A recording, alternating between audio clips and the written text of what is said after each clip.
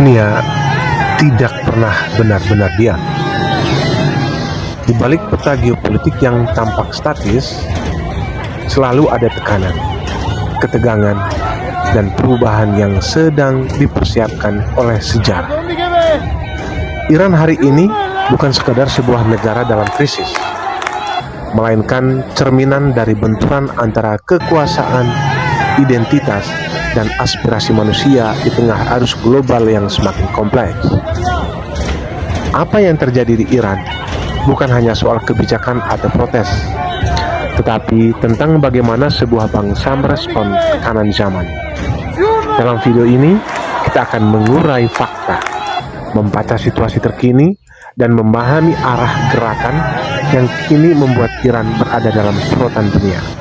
Dan inilah Iran mencekam, fakta, situasi terkini, dan tujuan gerakan.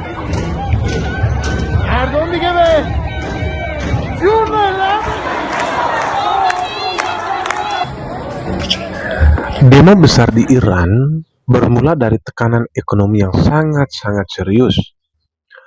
Dalam beberapa bulan terakhir, nilai mata uang rial Iran jatuh drastis, sehingga harga barang kebutuhan pokok meningkat tajam, dan sebaliknya daya beli masyarakat semakin turun.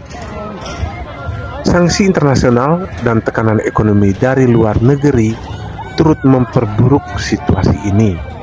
Akibatnya, banyak masyarakat frustrasi karena kehidupan sehari-hari semakin sulit. Protes dimulai pada akhir Desember tahun 2025 kemarin, ketika pedagang di kawasan pasar besar Teheran, yaitu di Grand Bazaar, menutup toko mereka dan mulai berdemo menuntut perubahan. Demonstrasi kemudian menyebar ke kota-kota lain di seluruh negara Iran. Para pedagang awalnya menuntut perbaikan ekonomi, namun gerakan ini cepat berubah menjadi protes yang lebih luas terhadap kondisi pemerintahan dan struktur kekuasaan yang ada selama ini berjalan. Berikut tujuan tuntutan para pendemo. Tujuan tuntutan para pendemo ada beberapa poin. Yang pertama, yaitu stabilitas ekonomi dan keterjangkauan harga. Tuntutan ini mencerminkan kebutuhan dasar masyarakat untuk hidup layak, di mana ketidakpastian ekonomi telah menggerus rasa aman dan kepercayaan terhadap sistem yang ada. Contohnya, kenaikan harga kebutuhan pokok seperti roti, bahan bakar, listrik, yang kemudian membuat pengeluaran rumah tangga semakin hari semakin melonjak tinggi, sementara pendapatan masyarakat tidak ikut meningkat. Tujuan yang kedua, solusi atas anjloknya nilai rial dari inflasi yang tinggi. Merosotnya mata uang dan kenaikan harga bukan sekadar persoalan teknis, melainkan simbol rapuhnya fondasi ekonomi yang berdampak langsung pada daya beli dan masa depan sosial. Sebagai contoh, pelemahan mata uang menyebabkan harga barang impor, obat-obatan, dan bahan baku industri menjadi jauh lebih mahal, sehingga usaha kecil dan konsumen paling terdampak. Tujuan tuntutan para pendemo yang ketiga, kritik terhadap ketidakadilan dan korupsi. Seruan ini berakar pada tuntutan akan tata kelola yang transparan, di mana kekuasaan diharapkan berpihak pada kepentingan publik, bukan pada kepentingan segelintir elit. Contoh yang sering dirasakan masyarakat adalah kesenjangan akses terhadap lapangan kerja, bantuan ekonomi, atau layanan publik, di mana sebagian kelompok merasa sistem tidak berjalan secara adil dan transparan. Di akhir-akhir ini, tujuan tuntutan para pendemo akhirnya mengarah pada keinginan akan perubahan politik yang lebih luas, termasuk kritik terhadap pemimpin tertinggi Iran, Ayatollah. Kita tahu kepemimpinan beliau sudah cukup lama dan kelompok masyarakat Iran yang berdemo kini menginginkan agar ada perubahan atau revolusi politik yang lebih baik, yang lebih pro pada kesejahteraan dan perkembangan serta kemajuan masyarakat. Yang berikut situasi terkini di lapangan. Protes kini telah berlangsung lebih dari beberapa minggu dan terjadi di berbagai penjuru negara.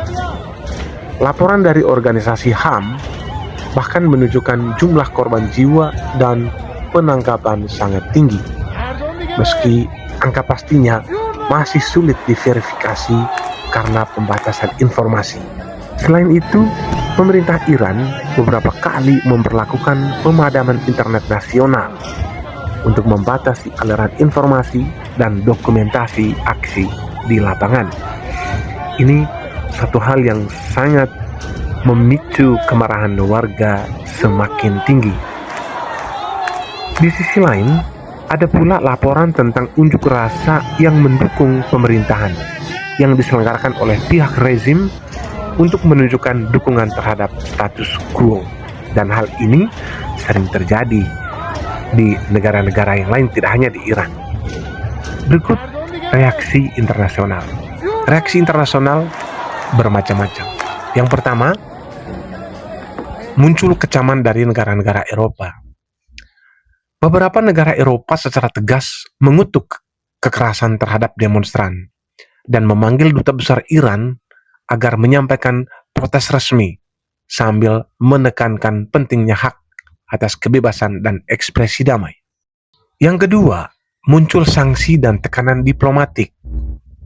Inggris menyatakan akan memberlakukan sanksi yang lebih luas terhadap pejabat dan sektor-sektor tertentu akibat penindakan terhadap demonstran. Sementara Uni Eropa menyatakan siap memperluas sanksi terhadap pihak yang bertanggung jawab. Yang ketiga, muncul seruan dari organisasi internasional.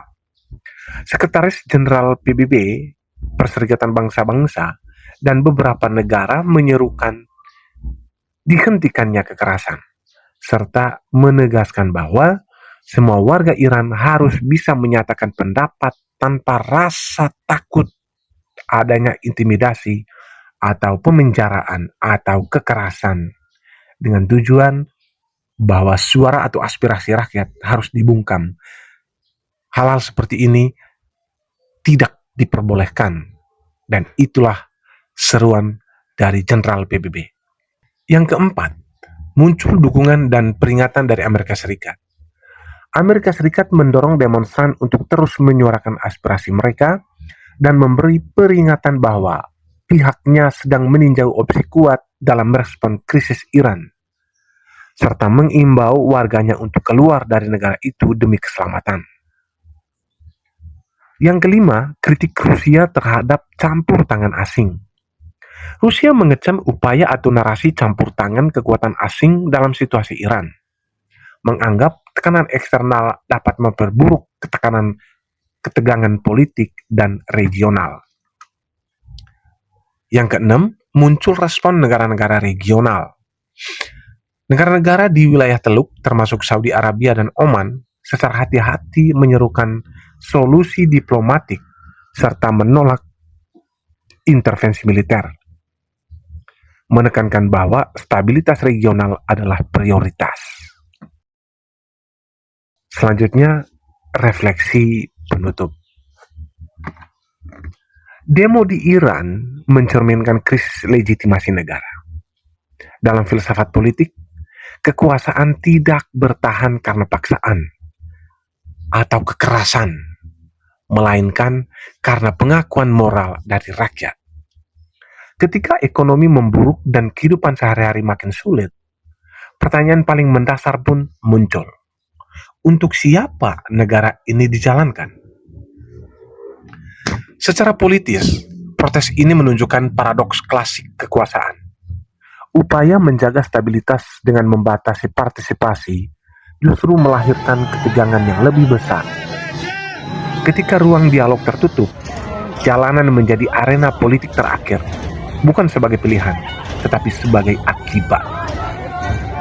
Dari sudut pandang filsafat sosial, demonstrasi bukan sekadar tuntutan ekonomi. Ia adalah perjuangan untuk martabat dan pengakuan sebagai warga negara yang memiliki suara. Rakyat menuntut hak untuk ikut menentukan arah masa depan mereka. Sementara dalam konteks geopolitik dunia, Iran sering dilihat sebagai aktor strategis.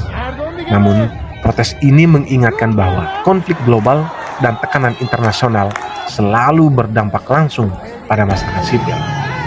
Ketika geopolitik mengabaikan manusia, ketidakstabilan menjadi tak terhindarkan. Pada akhirnya, demo di Iran menegaskan suatu hukum universal politik, yaitu ketika keadilan, ekonomi, dan martabat tidak seimbang, maka rakyat akan berbicara, bahkan dengan risiko yang lebih besar, karena mereka tidak lagi mengedepankan pendekatan secara persaudaraan atau pendekatan secara kekeluargaan, tapi dengan tindakan dan bahkan berakibat pada kekerasan. Demikian, terima kasih dan selamat menikmati.